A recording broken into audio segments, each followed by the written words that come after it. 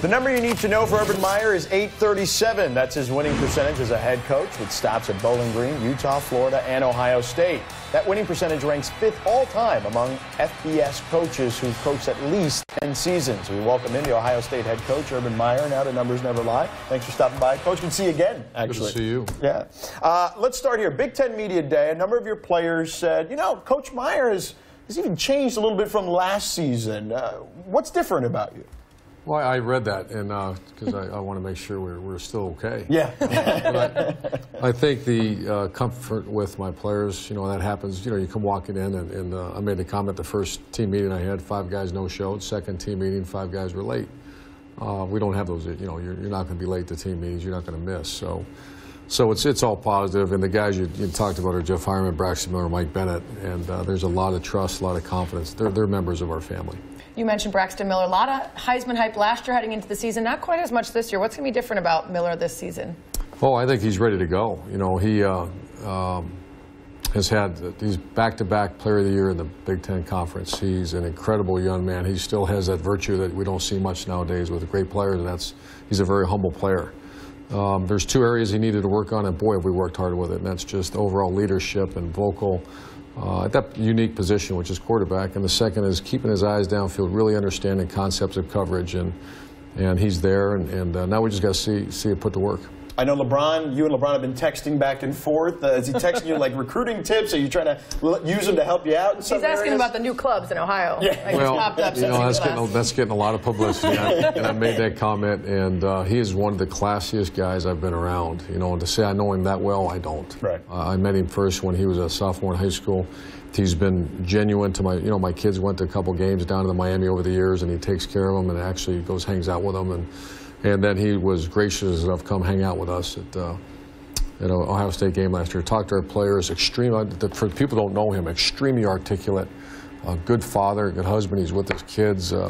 I just love everything about LeBron James. So if you had your way, he'd be on the sideline every single game, get those kids watching from home. Oh, if I go there, I'll get to hang out with Bron. Well, we got to be clear. He could play. He could coach. He's got eligibility. And he knows that. He could probably even cheerlead. He was a pretty good wide receiver, right? Wasn't that the case? All-state receiver. His first scholarship offer was Notre Dame his sophomore year. Wow. I was a receiver coach at Notre Dame. Oh, look at that. So you're pretty familiar with his skill set on the football field. Now, some changes in college football in the landscape this year, the college football playoff. What do you make of the new scenario?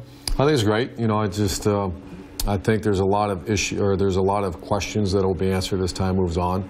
I've kind of the last few days have been on I don't want to say but I'm out there because I want people to really think about it now because it's going to happen.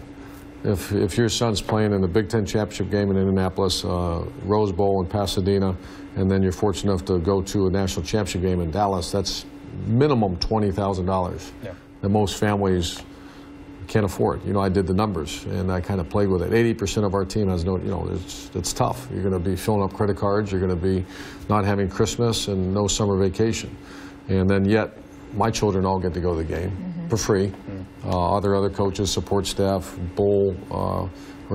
conference officials. What about the kids that got us there? Yeah. And I keep hearing, I don't want to start shoe contracts and all that, but I'm a father of 2 Division I student athletes, my daughters. I'm going to go watch those games. And if I can't go, then that's when bad stuff happens. That's when I'll help you get there. And then you start getting benefit issues and all that. And I want to have those conversations now and not wait till, boy, something happened in February. Yeah, it happened in February because you got to do the right thing. Yeah. A little slow to move, the NCAA sometimes. Yeah. So yeah, you might want to get the conversation going early. Yeah, you know, and I don't think it's the NCAA. Yeah. I think it's the conference commissioners and the higher ups. You know, it's the NCAA is us. That's what I'm actually a big fan of the NCAA, and I'm one of the. Someone said you're the one. Maybe actually. And I'm one of those guys, and this is, you know, give them more power, give them more money.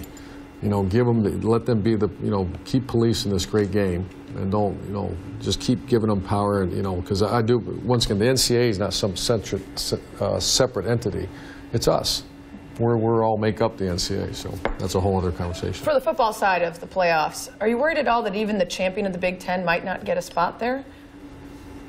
Oh, I don't think that'll happen. But, you know, if you're not a very good team and you happen to win the Big Ten, then yeah, am I worried about it? No, that's only worry about what you got, and we got to play Navy in the first game. So I think if you're, last year's team certainly would have, either one of those two teams, we didn't win it, but Michigan State won it. Both those teams were certainly qualified to do it. So I don't see that happen unless it's not a very good team. Urban, I hate preseason polls, but the USA Today coaches poll just came out. I'm being told in my ear, you guys were ranked number 6. What do you make of that?